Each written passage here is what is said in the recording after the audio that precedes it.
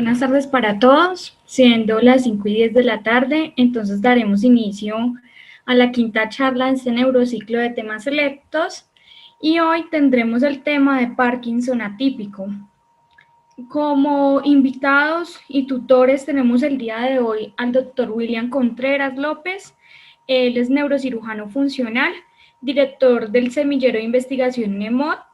Tenemos al doctor Javier Mauricio Lobato, él es neurocirujano funcional, presidente del Comité de Ética de la Clínica Valle de Lilí, y tenemos al doctor Leonardo Palacios Sánchez, él es neurólogo, profesor titular de neurología y pertenece al Grupo de Investigación Neuros de la Universidad del Rosario.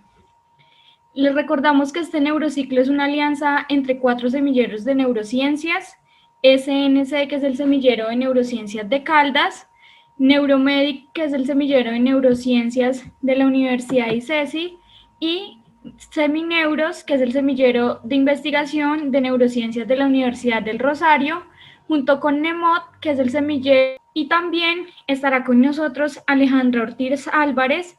Ella es estudiante de medicina de la Universidad ICESI y es miembro del semillero Neuromedic.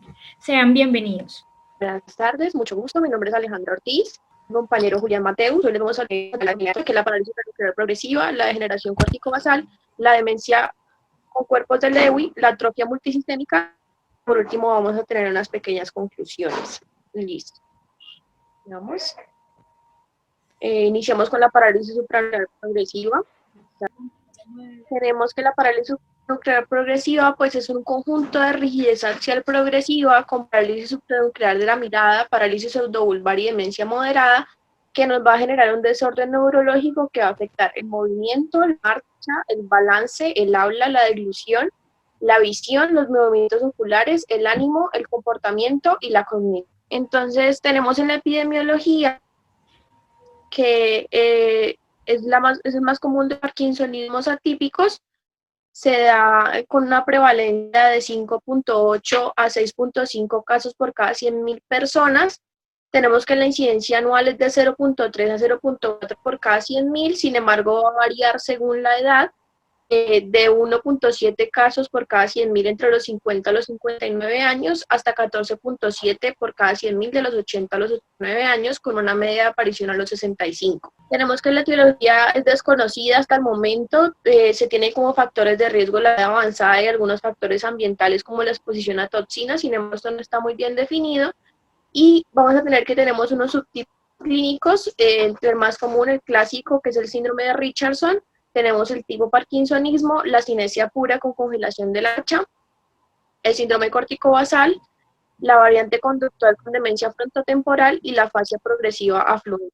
Entonces, como tal, ya en la historia clínica, pues vamos a ver que es una forma de parkinsonismo cinética rígida, con un inicio de enfermedad insidioso y simétrico que se da en la mayoría de los pacientes. En el curso temprano de enfermedad vamos a ver unas anormalidades motoras que son típicamente axiales, inicialmente con inestabilidad postural, con caídas frecuentes, que genera una dificultad en la marcha, que son la manifestación más común. Tenemos otras formas de inicio, que son el mareo, la lentitud motora, los cambios en la personalidad. Tenemos la parálisis supranuclear de la mirada, que inicialmente se va a hallar como movimientos arcaicos verticales lentos o ausenta cuando se presenta en fases más avanzadas. Y vemos que también en la parálisis supranuclear se dan intrusiones acáicas de la fijación en onda cuadrada, pérdida del nistagmo optocinético, que se da principalmente en dirección vertical, se da pérdida de la convergencia, blefaroespasmo y apraxia de los párpados. También tenemos que este parkinsonismo cinético rígido axial no va a mejorar con agentes dopaminérgicos. Otro hallazgo común en síntomas motores es la bradicinesia con micrografia.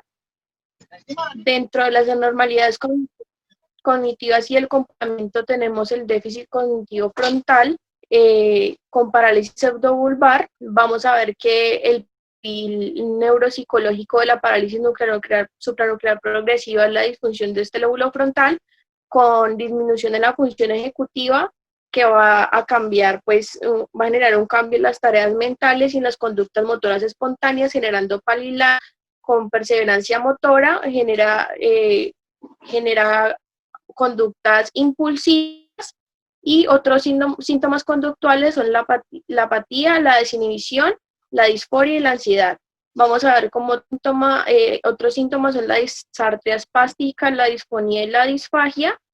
Y por último, en los trastornos del sueño, vamos a ver que tenemos que son cambios en el insomnio temprano tardío y dificultades para mantener el sueño. En la patofisiología, lo primero que vamos a encontrar es que es la agregación intracerebral de la proteína tau, que está asociada a microtúbulos con afectación principal del núcleo subtalámico, el pálido del estriado, los núcleos rojos, la sustancia negra, el tegmento pontino, el núcleo oculomotor, la médula y el núcleo dental, conocen como cuadro tau, y se van a ver, como lo vemos en la imagen, en ovillos neurofibrilares, espirales oligodendrocíticas y mechones astrocíticos. Esto se va a dar principalmente en estas tauopatías porque se fosforila una serie de residuos de serina y treonina regulados por numerosas quinasas y fosfatasas, y esta hiperfosforilación hace que pierda la afinidad por los microtúbulos y se vuelva resistente a la proteólisis, causando como resultado la acumulación de tau y la formación de esos ovillos neurofibrilares. En la patología macroscópica, lo primero que vamos a ver es una atrofia del lóbulo frontal, especialmente en el giro precentral, mesencéfalo, especialmente en el tectum, y en menor frecuencia en el puente. El núcleo subtalámico va a tener un tamaño menor de lo esperado. El pedúnculo cerebral superior y el hilio del núcleo dentado del cerebellum van a ser tróficos y van a tener una coloración gris cuando se hace la patología debido a la pérdida de las fibras mielinizadas. Entonces vamos a ver que en la evaluación lo que vamos a buscar principalmente es debido a al consenso de la International Parkinson and Movement Disorder Society, que generó los criterios MDS-PS 2017, que son los más actualizados. Esto nos va a demostrar, nos va a comparar la disfunción oculomotora, la inestabilidad postural, la asinesia y la disfunción cognitiva, que nos va a generar unos niveles de certeza de nivel 1, nivel 2 o nivel 3, para ver si es una parálisis supranuclear progresiva probable o posible. Y dependiendo de cómo se presente, pues en cada uno vamos a establecer si es probable o posible. Dale, siguiente. Listo. Entonces, en las características radiográficas en los exámenes complementarios, lo primero que vamos a ver es la resonancia magnética, donde se va a ver una atrofia y aumento de señal en el mesencéfalo, con degeneración en los núcleos rojos, en la placa cuadrigémina y un agrandamiento del acueducto y el tercer ventrículo, con una atrofia de la protuberancia y el cerebelo y un aumento de la señal en las olivas inferiores. Con la progresión de la enfermedad, lo primero que vamos a ver es la atrofia del lóbulo frontal y temporal, y el signo más importante es el signo del colibrí o el signo del pingüino, como lo nombran en otras literaturas, que suele estar presente por cambios en la forma del mesencéfalo rostral, que se ve con atrofia en las sagitales medias. Eso tiene un 0.8% para parálisis supranuclear progresiva en comparación con los otros tipos de parkinsonismo. Como vemos por la imagen, vemos la tomografía por emisión de positrones con ciclocosa, que es el FDG-PET. El FDG-PET, que es un hallazgo típico para la predicción y el hallazgo final clínico, pues, de la parálisis supranuclear progresiva. Y aquí lo que vamos a ver es que tenemos el hallazgo típico, pues, va a ser el hipometabolismo frontosubcortical, que tiene una sensibilidad del 84%, con una especificidad del 91%, con un valor predictivo positivo del 93% y un valor predictivo negativo del 80% para parálisis supranuclear progresiva. La tomografía computarizada por emisión de fotón único SPECT con transportador de dopamina, también conocida como DAT-SPECT, va a mostrar una captación reducida del trazador del cuerpo estriado. Sin embargo, pues vamos a ver que no es un hallazgo muy específico de la parálisis supranuclear progresiva. En este se ha visto que hay en 21 de 49 pacientes con parkinsonismo, 19 pacientes lo tuvieron en parálisis supranuclear progresiva, y en 24 pacientes con atrofia multisistémica, y en 21 pacientes eran sanos. Se vio una sensibilidad del 94% y una especificidad del 92% para distinguir entre parálisis supranuclear progresiva y un parkinsonismo. Y cuando hay casos pues en estudio, en investigación, se puede hacer el PET con ligando tau, que pues no lo mostré porque apenas está en avances de investigación. Al siguiente. Ahora vamos a hablar de la degeneración corticobasal. En esta vamos a ver que es una enfermedad neurodegenerativa muy rara producida por el depósito de proteína tau en diferentes tipos de células y áreas anatómicas. Se define como un síndrome clínico característico asociado a degeneración corticobasal. Y se dan varios tipos y fenotipos y síntomas que lo distinguen de las otras neuropatologías. En la epidemiología vamos a ver que se presenta típicamente en la séptima década de la vida, teniendo una media de presentación a los 64 años, pero el rango común de presentación igual se puede dar entre los 45 y los 77 años. La distribución es igual por sexos. En uno de los estudios clínicos que consultamos, se encontró que la prevalencia agrupada entre el síndrome corticobasal, la parálisis supranuclear progresiva y la demencia por cuerpo de Lewy se da en 10.8 casos por cada 100.000 personas, con un pico de 42.6 por cada 100.000 entre los 65 y 69 años, por una sobrevida después del diagnóstico de 6.6 años. Dale, siguiente. La mayoría de los casos pues idiopáticos, no se conoce una causa como tal. Se han visto raros casos familiares y se ha discutido en la etiología multifactorial, pero no hay suficiente información. En el que se ha visto acumulación geográfica de las taupatías asociadas a factores medioambientales, pero no se ha demostrado exactamente. En la patofisiología no vamos a extender mucho porque se basa principalmente, como ya lo expliqué previamente, en la parálisis supranuclear progresiva, que se da por una disfunción de tau.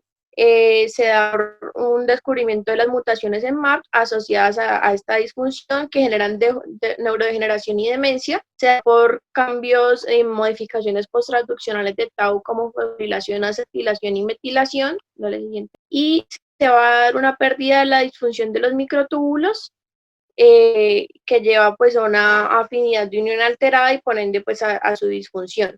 Vemos que esto va a llevar a un deterioro del transporte axonal con pérdida de función sináptica, generando pues una pérdida de la función fisiológica, y se lleva a una sobreexpresión de tau mutante, mayor activación de la microglía y de la cía, que no se ha visto muy bien explicada, que se está relacionada con la acumulación de tau. La presentación clínica pues depende de la región anatómica de depósito y en el depósito neuronal y astrocitario, y se interpretó como un apoyo del concepto de transmisión entre la carga patológica de tau de neuronas a astrocitos.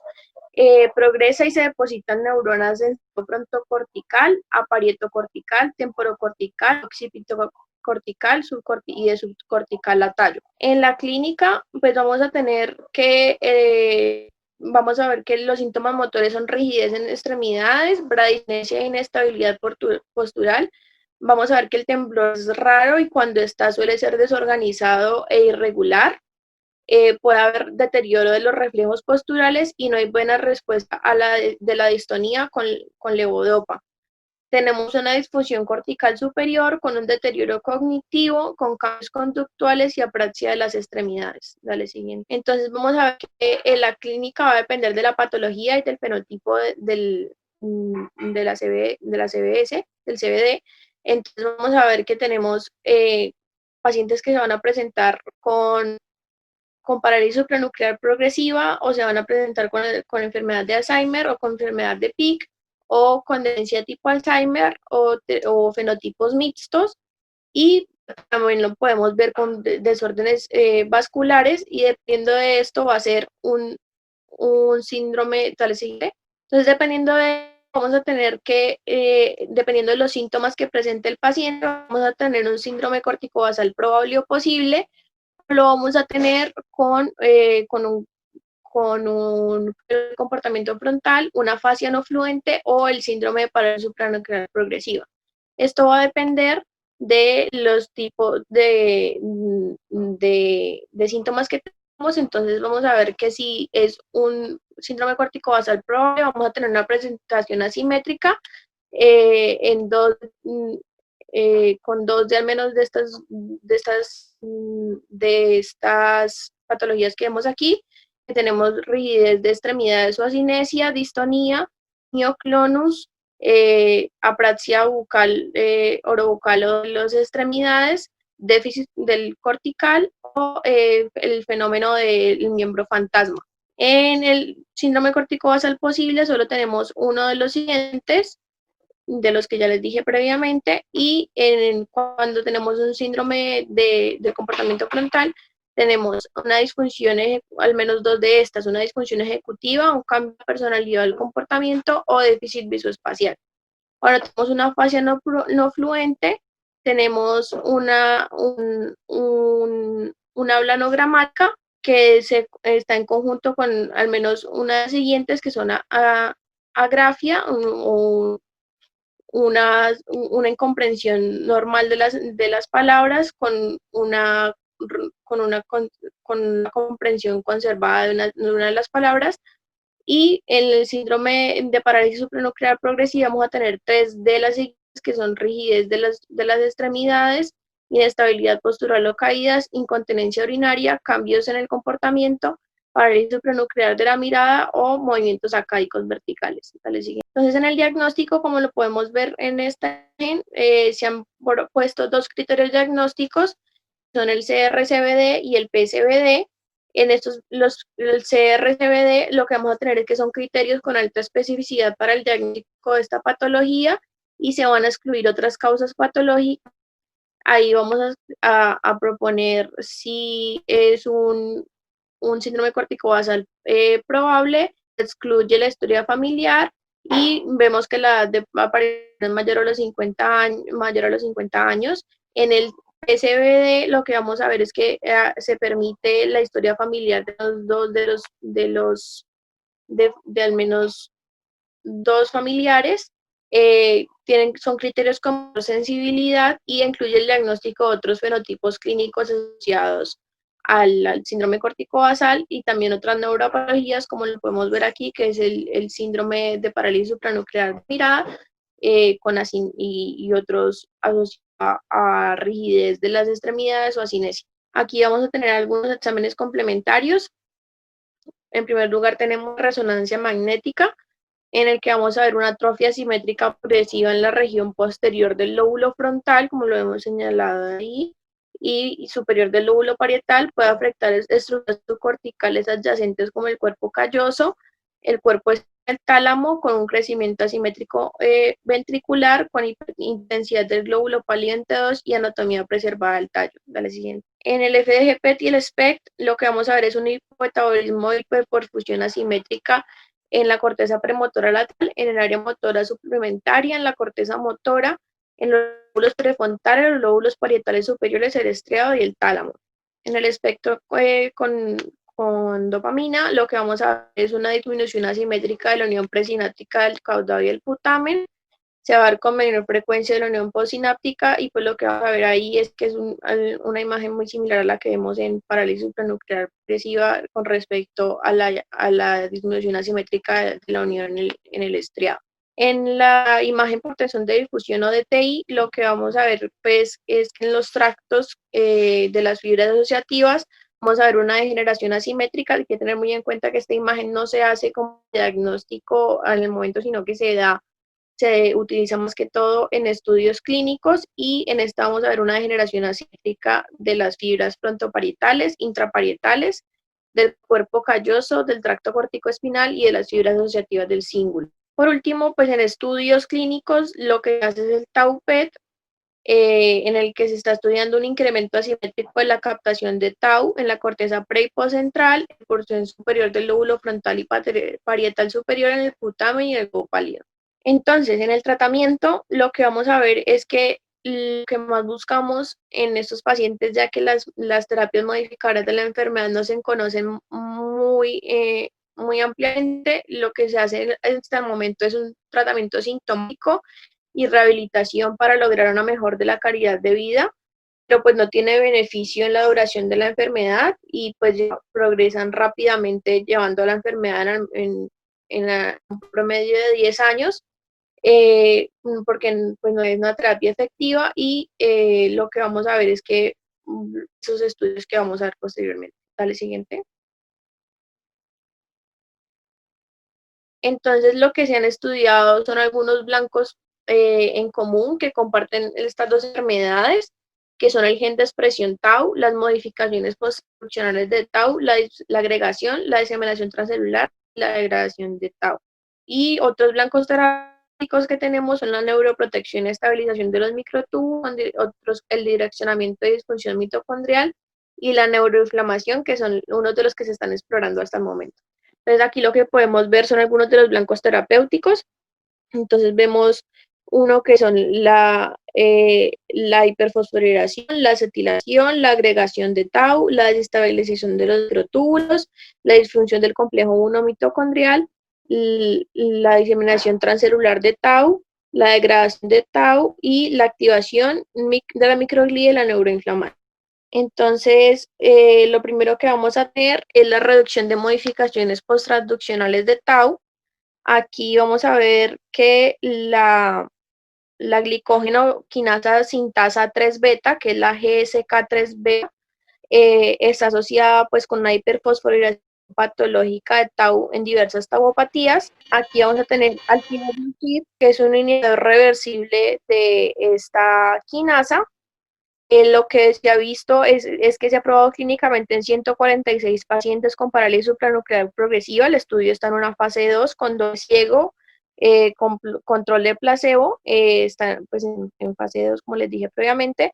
Hasta el momento no se ha observado ningún beneficio clínico y pues igual continúa en estudio. Por otra parte tenemos el salato, que es un dímero de ácido salicílico que se da, que puede producir reducción de la acetilación de tau y también tiene efectos antiinflamatorios. En este se está llevando a cabo un ensayo en fase 1 de etiqueta abierta en 10 pacientes con parálisis supranuclear progresiva, pero no hay resultados hasta el momento. Hay una evidencia que tenemos en la eliminación de la enzima OGLAC-NAC, que es la enzima catalizada por N-acetilglucosaminasa ligada O, que es la OGA, de la proteína tau. Pues la eliminación de estos restos puede conducir a la hiperfosforilación de tau.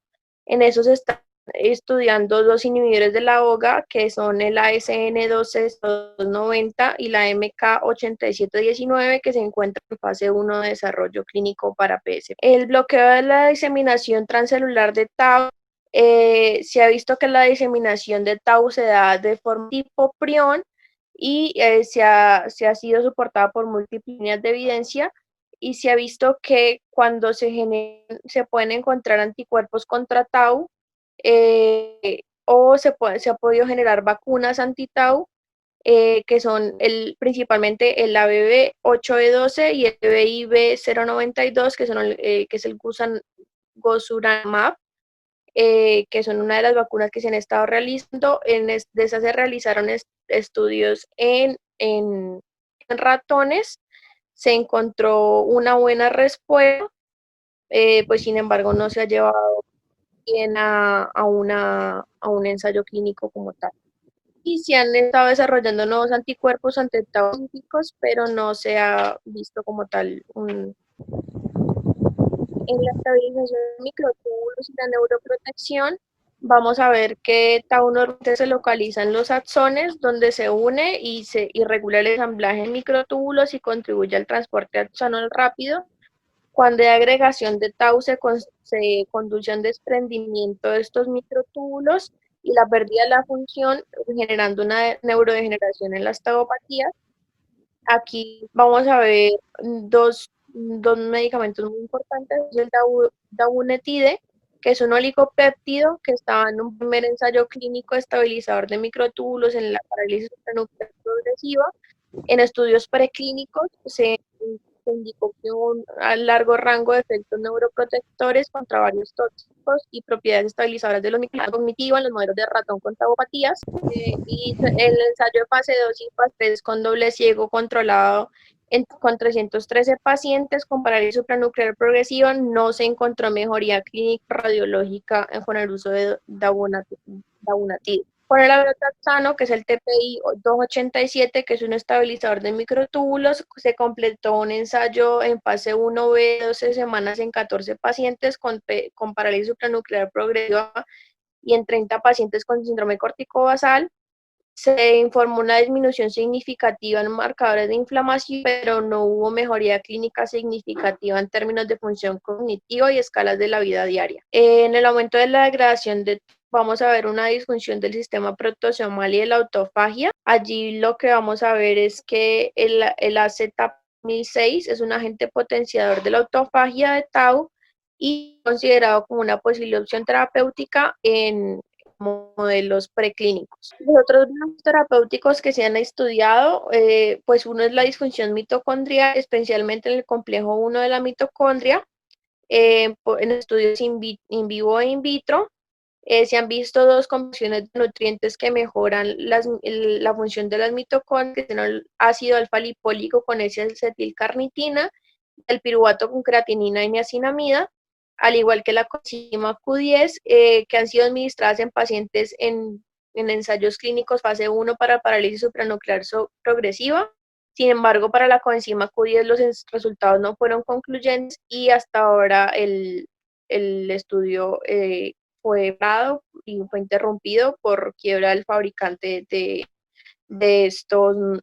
estas combinaciones de nutrientes. Los futuros bancos terapéuticos que se han estado buscando es el silenciamiento de la interferencia del ARN y nuevos inhibidores directos de las otras tauquinasas como la CDK5 y la proteína quinasa asociada a RHO.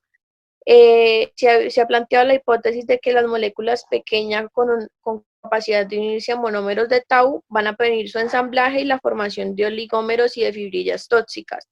De este modo, pues los agentes antiagregantes van a poder prevenir el efecto depresor del apiñamiento molecular causado por los agregados de tau, el metabolismo energético neuronal. Entonces ahí lo que vamos a buscar es la reducción de la expresión de tau o la corrección del desequilibrio de sus isómeros utilizando oligonucleótidos antisentido y silenciamiento de la interferencia del ARN pequeño de tau, y se proponen como futuros modelos de tratamiento como proteína de unión a microtúbulos. Tau estabiliza pues esta unión a microtúbulos y va a verse, se ha buscado pues como un blanco terapéutico. Entonces, hasta el momento lo que se tiene para las tauopatías es una terapia farmacológica sintomática y la terapia de rehabilitación, que son los pilares del tratamiento.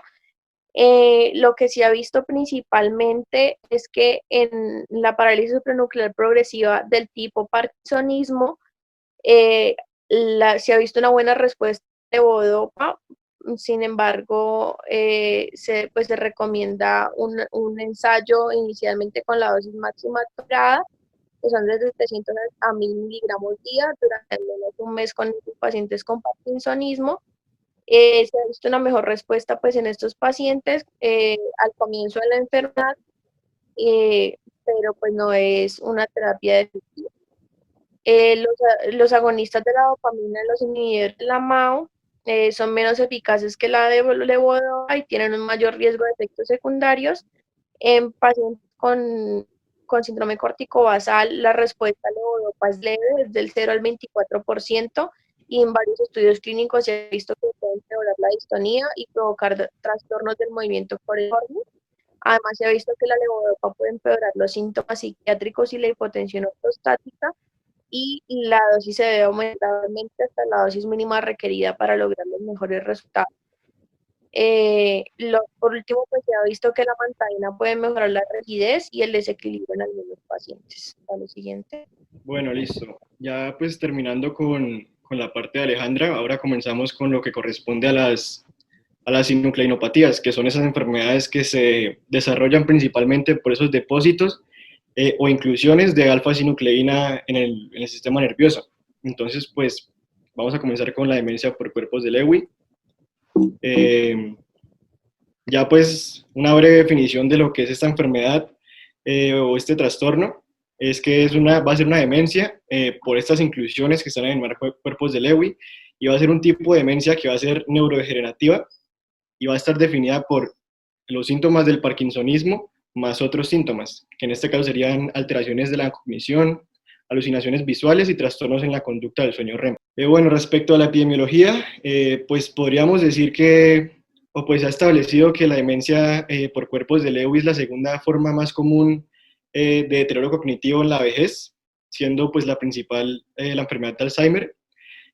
Hablando ya sobre la prevalencia de los casos de esta enfermedad, se ha dicho que se generan un 0,4% en personas mayores de 65 años, es decir que entre este rango de edad, es decir, entre los 50 y 80 años, es donde se va a presentar principalmente esta sintomatología.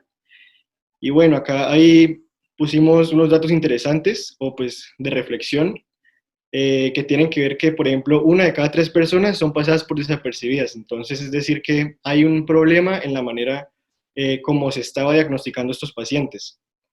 Y ya finalmente, otro dato interesante es que aproximadamente en un 10 a un 12% de las autopsias se han encontrado esas inclusiones, esos cuerpos de Lewy en pacientes que a lo largo de su vida no presentaron ningún síntoma o ninguna manifestación clínica. Entonces ahí podrían desarrollarse ciertos estudios para poder visualizar cómo fue esa fisiología en los pacientes que no presentaron ninguna manifestación.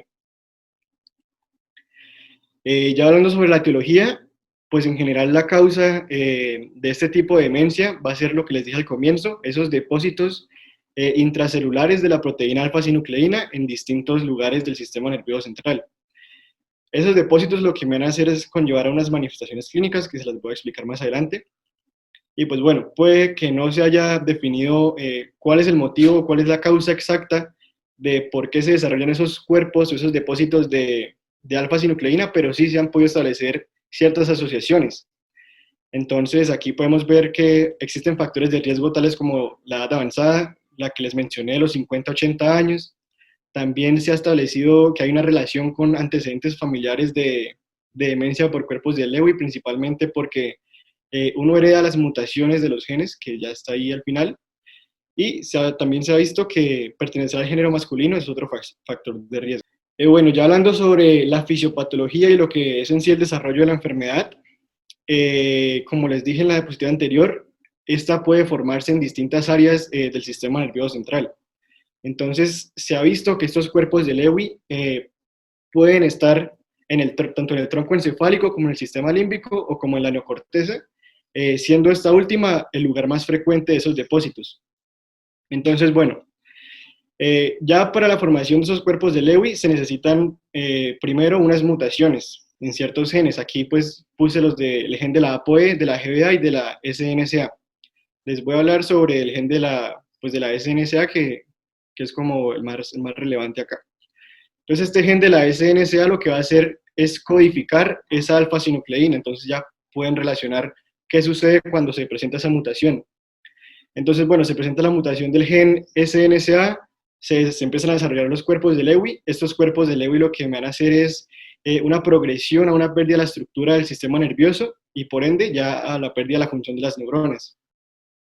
Entonces aquí en este pequeño esquema que puse ahí, se puede ver cómo es la formación de esos cuerpos de Lewy. Entonces todo comienza con el monómero de la alfa-sinucleína, ya posteriormente pues se genera la mutación, se empiezan a formar oligómeros de alfa-sinucleína, se empiezan luego a formar fibrilas de alfa-sinucleína, Ya luego se ha considerado de que los cuerpos de Lewy no solamente están hechos de alfa-sinucleína, sino que también existen otros componentes como la ubiquitina y los neurofilamentos. Entonces ya al unirse en esos dos componentes con la alfa-sinucleína se forman los cuerpos de Lewy y pues ya verán qué es lo que nos va a causar en el paciente.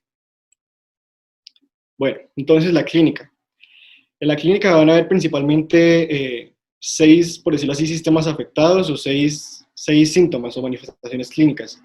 Entonces, respecto a los síntomas cognitivos, podemos ver que el paciente va a poder tener un deterioro en la atención, va a poder tener también un deterioro en la cognición y en las funciones mentales del paciente en general. También se ha visto que esos pacientes tienen algún déficit en la memoria, sin embargo, no es tan marcado como en la enfermedad de Alzheimer. Bueno, respecto a los trastornos o síntomas neuropsiquiátricos, podremos ver principalmente que en estos pacientes van a tener alucinaciones visuales y también se ha encontrado que estos pacientes pueden cursar con tanto alucinaciones visuales como alucinaciones auditivas y también pueden cursar con síntomas como la depresión y la ansiedad. Ya hablando de los síntomas motores, van a ser principalmente los 3 del parkinsonismo, que son la bradicinesia, el temblor del reposo y la rigidez muscular. En los trastornos del sueño, durante el sueño REM se puede visualizar en el examen de la polisomnografía que va a haber un sueño REM sin atonía, que es característico en estos pacientes. Y ya respecto a los últimos 2, que son los trastornos autonómicos, podríamos decir que los pacientes acá van a cursar principalmente, por ejemplo, con incontinencia urinaria, también si son de género masculino pueden tener disfunción eréctil, y un síntoma muy característico de estos pacientes es la hipotensión ortostática, es decir, que el paciente está así sentado como yo, y se para y se le baja la tensión y se puede caer y se puede pegar, y pues bueno, eso puede ser contraproducente. Ya respecto a los otros síntomas que pueden ser de apoyo, o puede ser de apoyo, es que, por ejemplo, estos cuerpos de Lewy pueden incluirse en el bulbo olfatorio y ya cuando se incluyen en esa región, el paciente puede cursar con una hiposmia.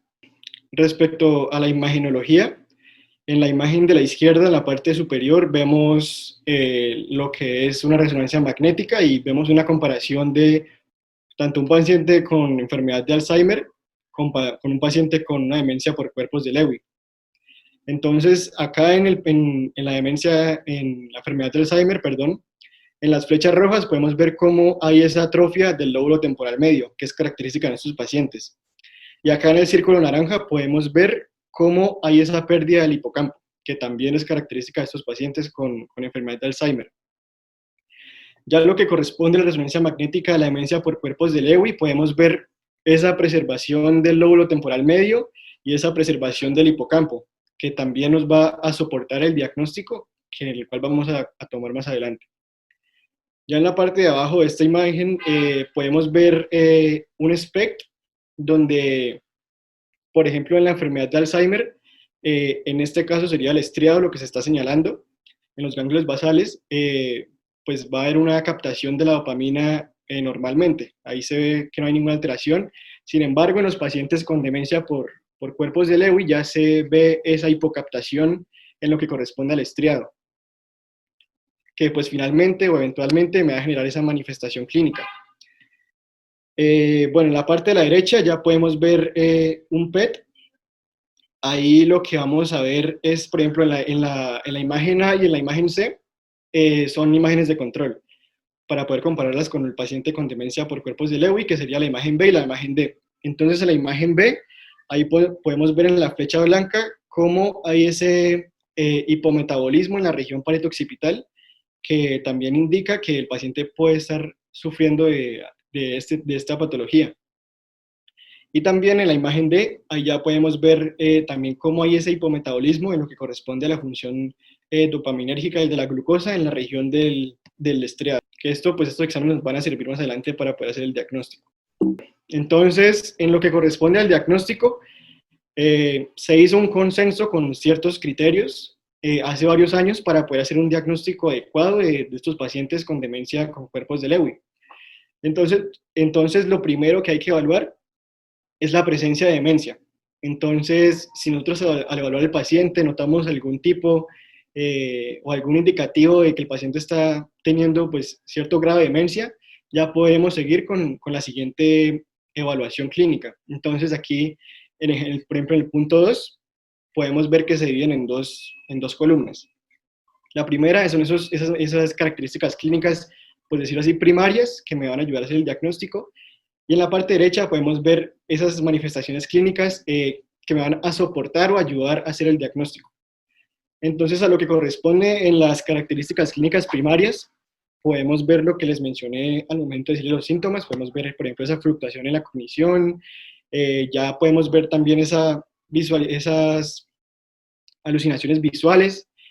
Podemos ver esa alteración en el sueño REM. Y finalmente podemos ver ese parkinsonismo, esos 3 síntomas del parkinsonismo que les mencioné, que son la bradicinesia, el temblor del reposo y la rigidez muscular.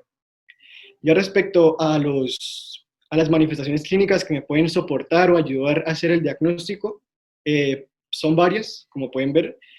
Podemos ver que hay una hipersensitividad en el paciente, podemos ver también que hay una pérdida o inestabilidad en la postura, podremos ver también esos pacientes que se caen con repeticiones debido a esa misma hipotensión ortostática o esos síncopes que le pueden dar al paciente.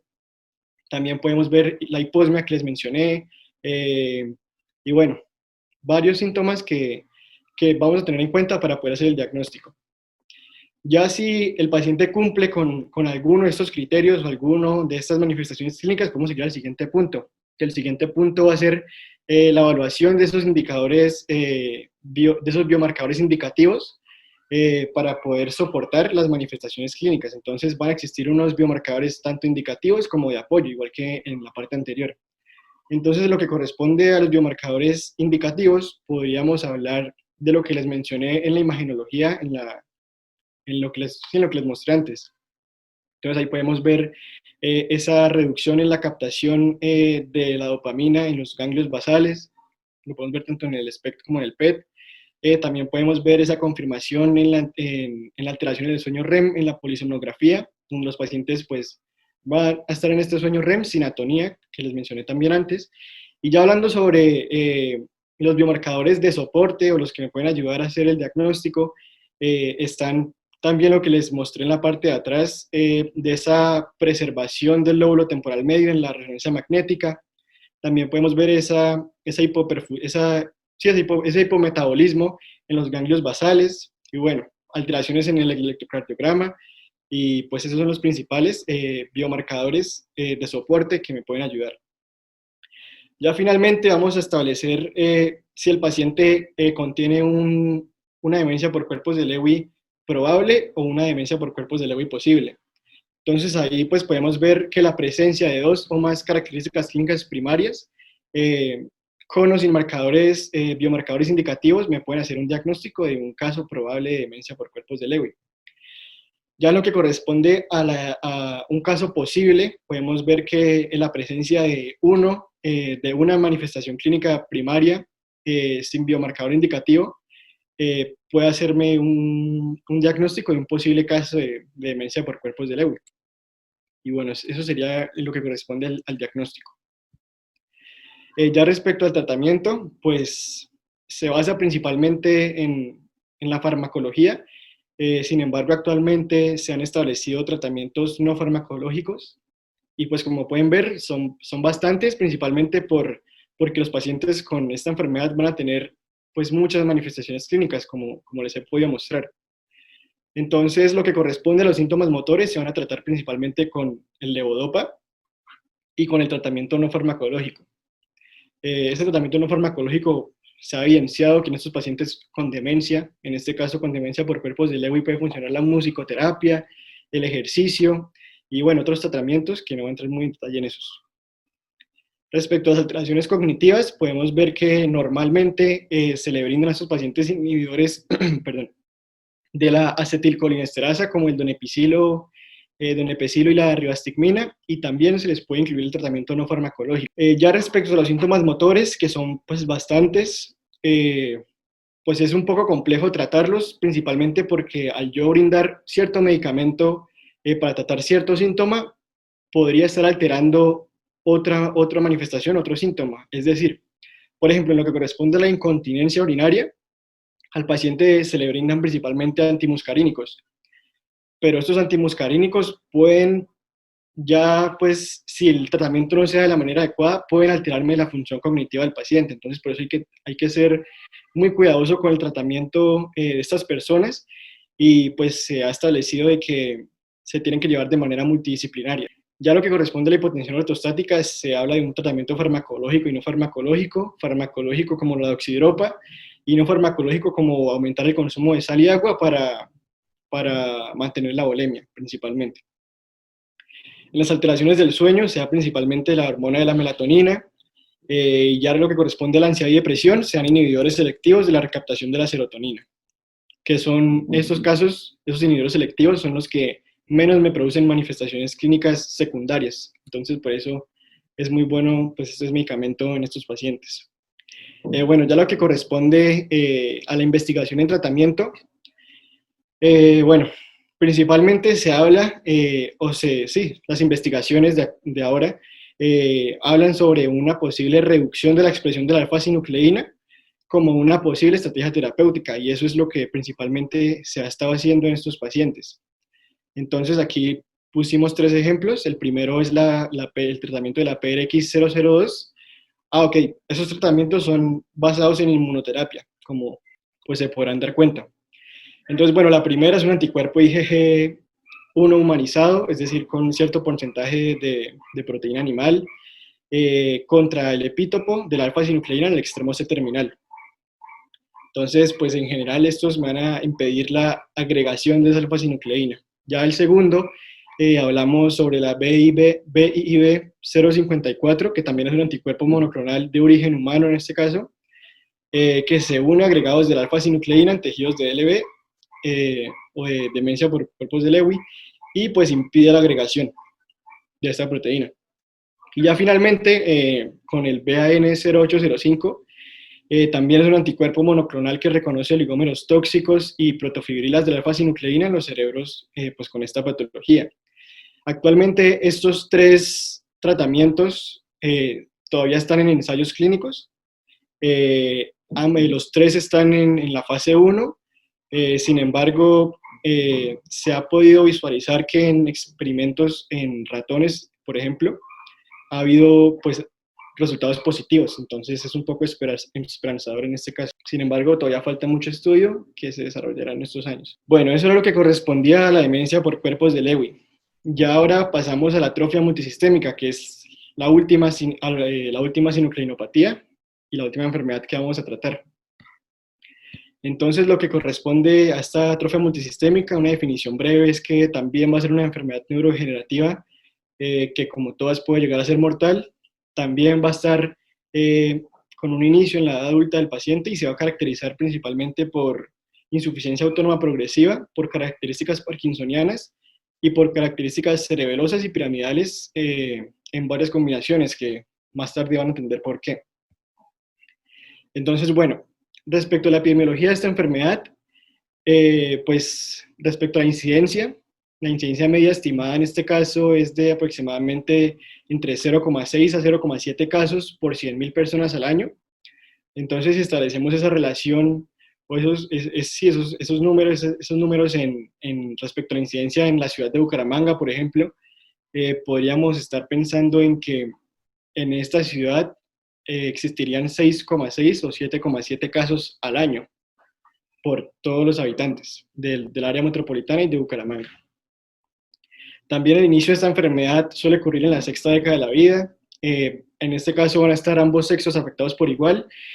Y respecto a la supervivencia, pues se ha visto en general o con frecuencia que estos pacientes sobreviven aproximadamente entre unos 6 a 10 años desde el inicio de los síntomas. Sin embargo, también se ha podido establecer o se han visto casos donde se han visto pacientes que han durado más de 15 años desde el inicio de la sintomatología. Y bueno, respecto a la etiología, también pues como es una sinucleinopatía, también va a ser por inclusiones de alfa-sinucleína. Solo que en este caso, esta alfa-sinucleína va a estar agregada en los oligodendrocitos. Entonces, esa alfa-sinucleína agregada en exceso en estos oligodendrocitos van a formar lo que se denominan las inclusiones citoplasmáticas gliales, o la ICG por sus siglas. Actualmente tampoco se conoce pues bien la causa de esta formación de estas inclusiones. Sin embargo, también se han visto ciertas asociaciones con ciertos factores de riesgo. Entonces también se han podido establecer asociaciones con antecedentes familiares de atrofia multisistémica. También se han podido establecer mutaciones genéticas, por ejemplo, el COQ2, el gen COQ2. Sin embargo, el gen COQ2, en los estudios que se han hecho, se ha podido ver solamente en pacientes del Japón. No se ha podido ver en pacientes, por ejemplo, del Reino Unido o Estados Unidos, sí. Sin embargo, en lo que corresponde al gen de la SNCA, sí se ha podido ver esta mutación de este gen, que como les mencionaba en la demencia por cuerpos de Lewy es el gen que codifica la alfa-sinucleína. Sí se ha podido ver esta mutación en pacientes, por ejemplo, del Reino Unido y Estados Unidos. En lo que corresponde al P25A, ya más adelante van a entender qué sucede con este. Y pues bueno, también se pueden establecer factores ambientales, es decir, como factores de riesgo, como el trabajo en la agricultura, como los pesticidas, como polvo de metales y como trabajo con polímeros. Bueno, ya hablando sobre la fisiopatología, aquí va a entrar esa alteración del P25A. Entonces, lo que va a suceder es que va a haber una relocalización de ese P25A dentro del oligodendrocito. Esa relocalización del P25A lo que me va a generar es una agregación de esa alfa-sinucleína, que pues a final de cuentas es la que va a generar toda la enfermedad o toda la patología. Entonces estas inclusiones, que en este caso serían ectópicas, de esa alfa-sinucleína, posteriormente me van a generar una activación de mediadores inflamatorios y de la microglia. Entonces esos mediadores inflamatorios junto con la microglia me van a generar como una promoción, por decirlo así, de ese proceso de inclusión. Ya cuando estos dos mediadores se juntan, pues esas inclusiones de alfa-sinucleína van a impregnarse más en lo que corresponde a la neurona. Entonces, eventualmente, esto me va a generar una pérdida progresiva de los oligodendrocitos que se va a ver reflejada en la producción de la mielina, que estos son los encargados de esa producción. Y finalmente, pues me va a generar una degeneración neuronal que me va a conllevar a la muerte neuronal y va a ser la desencadenante de toda la sintomatología clínica. Entonces, bueno, acá ya viendo la clínica del paciente o estos pacientes, como pueden ver, se dividen en dos posibles casos. En una atrofia multisistémica parkinsoniana, de ahí su sigla de la P, o en una atrofia multisistémica cerebelosa, que de ahí su sigla de la C. Entonces, en lo que corresponde a la atrofia multisistémica parkinsoniana, como pueden ver ahí en cursiva y en rojo, van a predominar, son esos síntomas o manifestaciones clínicas que corresponden a la enfermedad de Parkinson, es decir, la bradicinesia, la rigidez muscular y el temblor del reposo. También se pueden ver en estos pacientes problemas con el equilibrio, alteraciones en el sueño REM y disfunción del sistema nervioso autónomo. Ya en lo que corresponde a la siguiente, a la parte de la derecha, que es la cerebelosa, en algunos casos pueden presentarse esos síntomas parkinsonianos.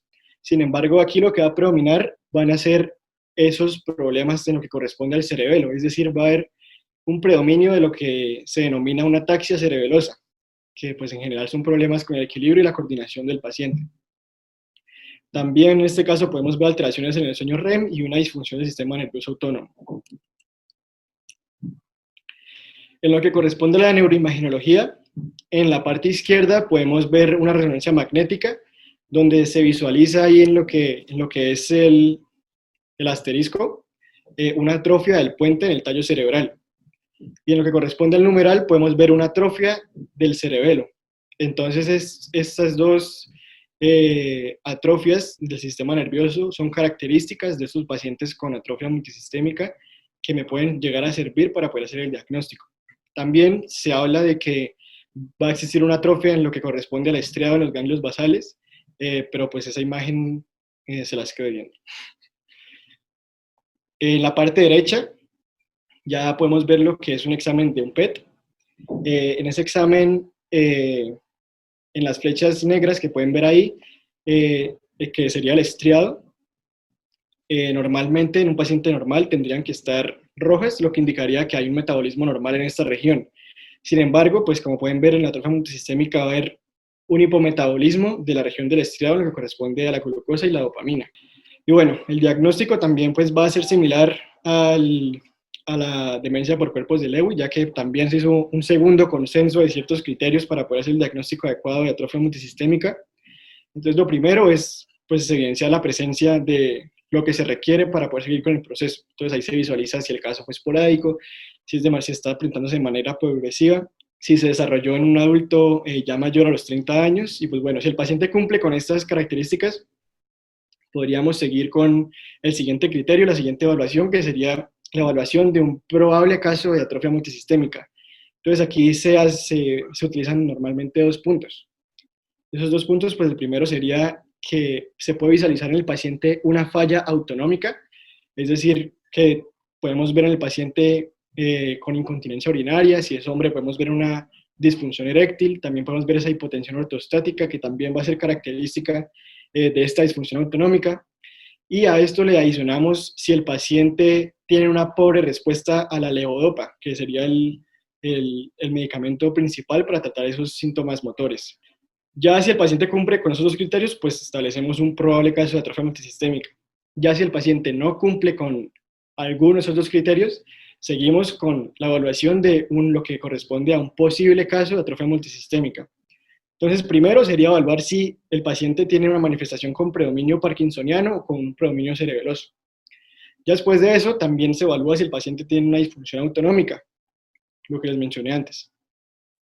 Y finalmente, podemos ver esas características adicionales del paciente, que como pueden ver son varias y son bastantes.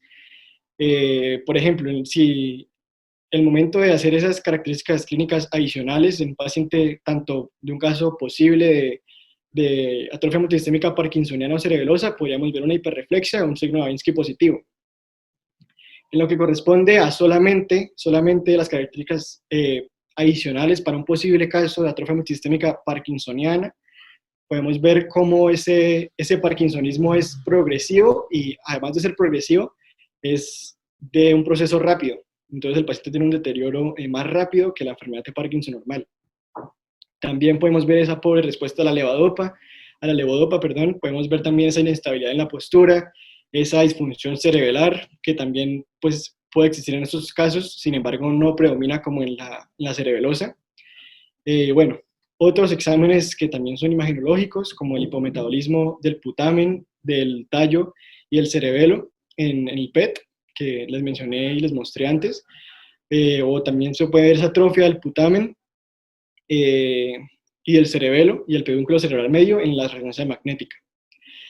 Ya en lo que corresponde a unas características adicionales de un posible caso de atrofia multisistémica, podemos ver que el paciente también puede cursar con parkinsonismo, sin embargo no va a ser tan predominante o característico como los trastornos cerebelosos o la ataxia cerebelosa en este caso.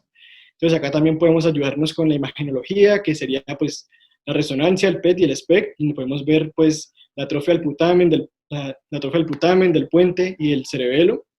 También podemos ver ese hipometabolismo del putamen y también podemos ver esa hipocaptación dopaminérgica en los ganglios basales, respectivamente. Bueno, entonces eso es lo que corresponde al diagnóstico. Ya el tratamiento, pues como pueden ver, la diapositiva es pues igual al tratamiento por demencia por cuerpos de Lewy, principalmente porque el tratamiento pues va a ser muy similar. Entonces, como pueden ver, los síntomas motores se van a tratar con levodopa. Aquí, en este caso, se le adiciona la ataxia cerebelosa, pero actualmente para la ataxia cerebelosa no hay un tratamiento en específico. Se hablan de tratamientos, pero no farmacológicos. Ya pues alteraciones cognitivas también van a ser con inhibidores de la acetilcolinesterasa o tratamiento no farmacológico. Los síntomas no motores también van a ser va a ser exactamente igual que lo que les mencioné a la demencia por cuerpos de Lewy. Son enfermedades muy similares, principalmente por su etiología, que serían los depósitos de alfa-sinucleína. Y bueno, ya terminando con la ponencia, lo que corresponde a la investigación y tratamiento de esta enfermedad, bueno, Pusimos esta imagen principalmente porque pues abarca lo que se ha establecido, lo que se está investigando actualmente, y también pues nos pone las imágenes de los ejemplos respectivos. Entonces van a haber 4 puntos o 4 métodos de investigación que se están haciendo hoy en día. Entonces lo primero corresponde a lo que es la autofagia. Es decir, en este caso vamos a promover la autofagia de esas inclusiones de alfa-sinucleína en el oligodendrocito. Este se va a hacer con rapamicina en este caso. Y también, pues antes de empezar con el segundo, voy a mencionarles que también todos estos casos actualmente se están en ensayos clínicos, la mayoría están en fase 1, y bueno, se esperan resultados esperanzadores. Ya lo que corresponde al segundo punto, ya podemos ver es lo que es un cortamiento en el proceso de inclusión de esa alfa-sinucleína. En este caso sería con lo que se llama en el ensayo clínico el BX765. Pues lo que les dije, me va a cortar esa inclusión y pues no va a producirme esas agregaciones en el oligodendrocito de alfa-sinucleína. En el tercer punto serían a través de oligómeros, y estos oligómeros, que en este caso se llaman ALE o ANL138B, me van a reducir la agregación de igual manera que el 2 y que el 4 que les voy a mencionar más adelante, solo que en este caso no va a ser el cortamiento al comienzo de la agregación, sino en cierto punto, usar un punto después para que no se produzca la agregación, por decirlo así, final. Y ya finalmente con la inmunoterapia, actualmente hay 2 estudios clínicos, 2 ensayos clínicos que se denominan la PD01 o la PD03, que a partir de también de anticuerpos monoclonales se va a prevenir esa inclusión de la alfa-sinucleína en el oligodendrocito. Es decir, una reducción en la agregación. Y ya finalizar con la exposición, pues este es un artículo que se publicó en el 2020, en el cual pues fue publicado por uno de nuestros tutores, el doctor William Contreras, y lo que él junto con otra investigadora descubrieron fue que existen actualmente, descubrieron que hay 6 compuestos en el cuerpo que son neuroprotectores para prevenir esa inclusión de la alfa-sinucleína. Entonces, acá en esta imagen, lo que corresponde a la parte azul clara o azul celeste, agua marina, eso corresponde a la alfa-sinucleína, y estos palitos que pueden ver acá, que sería en este caso el compuesto o la molécula, se va a unir a la alfa-sinucleína, y lo que me va a producir es que, pues como se unió esta molécula en cierta parte de la alfa-sinucleína, ya no va a poderse seguir agregando la alfa-sinucleína en esta región. Entonces, pues actualmente no se han empezado estudios para poder desarrollar esta idea. Sin embargo, ahí está pues la base y ahí está el artículo donde se evidencian esas 6 moléculas neuroprotectoras que me pueden ayudar a pensar en un posible desarrollo para tratar esta enfermedad. Y no solamente esta enfermedad, porque pues las sinucleinopatías, como les he dicho antes, son la demencia por cuerpos de Lewy, la atrofia multisistémica y también la enfermedad de Parkinson en general. Entonces ahí, con este tratamiento, pues posible tratamiento, y con los anteriores que les demostré, se puede pensar no solamente en una cura de esa patología única, sino de todas las sinucleinopatías, y pues se tratarían muchísimos pacientes. Ya pues eso es todo, estas son nuestras referencias, y con esto damos por terminada la ponencia. Muchas gracias. Bueno, muchas gracias Mateo y Alejandra por la excelente presentación que nos brindaron el día de hoy. Entonces, en este momento vamos a pasar a la parte de discusión por parte de nuestros tutores que nos acompañan el día de hoy. De pronto quisiera intervenir muy brevemente para felicitarlos por esta iniciativa. Me parece que cada una de las ponencias fue realizada con un nivel de excelencia magnífico. La manera como se presentan las diapositivas, el rigor para poner las referencias bibliográficas en cada una de ellas, el nivel de actualización hasta con los artículos más recientemente publicados. Conozco y admiro mucho al doctor William Contreras, y vi que con la doctora Rontón pues acaban de publicar un artículo muy interesante que nos encantará que nos comenten. Pero en particular a los estudiantes sí felicitarlos de manera muy especial. Les diré, como neurólogo clínico con mucho tiempo de experiencia, que en etapas iniciales algunas de estas enfermedades son muy difíciles de diferenciar de una enfermedad de Parkinson idiopática. Me ha pasado con pacientes con parálisis supranuclear progresiva que incluso en etapas iniciales no es tan evidente el compromiso de los movimientos oculares, uno los empieza a tratar como Parkinson o vienen tratados de otros colegas como enfermedad de Parkinson y son muy difíciles de diagnosticar en etapas iniciales. Por eso a veces para hacer el diagnóstico de Parkinson idiopático se recomienda incluso esperarse hasta 2 años para confirmarlo, no sea que los pacientes estén entrando pues en el tema que ustedes trataron hoy, los parkinsonismos atípicos. Vi un artículo de 2019 en que lo siguen mencionando como Parkinson Plus, que fue como lo aprendimos hace muchísimo tiempo, pero magnífico que tengan en cuenta estas condiciones que a la hora del té no son tan raras, no son tan raras. Uno termina encontrándoselas con alguna frecuencia y pues lamentablemente siguen siendo muy difíciles de tratar. Esperanzas terapéuticas todas, ustedes mostraron muy bien todo lo que viene y esperemos alcanzar a verlo. Con seguridad ustedes lo lograrán de pronto, los que estamos ya un poco más grandes estaremos haciendo otras cosas. Pero muy, muy buena presentación, solo felicitaciones, prácticamente nada que agregar, muy, muy bien y por supuesto doy paso a los demás tutores. Muchas felicitaciones y gracias por invitar. Gracias. Muchas gracias, doctor Palacios, por acompañarnos el día de hoy y por los aportes que nos hace. Hola, sí, yo estoy por acá. ¿Cómo les va? Buenas tardes, buenas noches. ¿Ya? Buenas noches, doctor. ¿Me escucha bien? Claro que sí. Bueno, gracias una vez más por esta invitación. Primero que todo, felicitar a los ponentes. Excelentes conferencias, como indicó el profe Palacios, muy bien revisados, referenciados, bastante actual lo que nos expusieron. Quisiera empezar por decir y reafirmar lo que dijo el profesor Palacios sobre lo difícil que es el diagnóstico de estas enfermedades o la diferencia con la enfermedad de Parkinson, perdón, la enfermedad de Parkinson en las etapas iniciales. Yo pues soy neurocirujano y hago neurocirugía funcional y para nosotros es supremamente importante seguir la evolución de estos casos cuando ya vamos a hacer el abordaje para hacer una cirugía que les mejora mucho la vida a los pacientes con enfermedad de Parkinson, pero desafortunadamente no tiene mayor respuesta o una respuesta contundente en las otras enfermedades. Y yo creo que el futuro es lo que estaban mencionando los ponentes sobre la intervención a nivel molecular de todas estas enfermedades, tanto las taupatías como las sinucleopatías. Y yo creo que ahí es el futuro y hemos visto un aumento de la investigación en los últimos años, afortunadamente, y ya con estudios en fase 1 clínicos. Y yo creo que es una buena esperanza para todas estas personas que tienen estas enfermedades. Yo no tengo mucho que añadir realmente, la revisión es muy completa y pues estamos abiertos a resolver inquietudes. Muchas gracias.